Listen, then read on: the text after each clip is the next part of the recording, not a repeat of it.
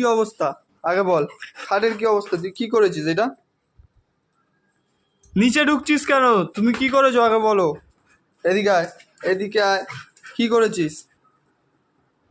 কি করেছিস? এদিকে আয়, এখানে আয়, এখানে আয়, এখানে আয়। কি করেছিস বল, এখানে আয়, এখানে আয়, চলে আয়। কি করেছিস? কি করেছিস? হ্যাঁ, বদমাইশি কেন করেছো? বদমাইশি কেন করেছো তুমি? হ্যাঁ, কেন করেছো বদমাইশি?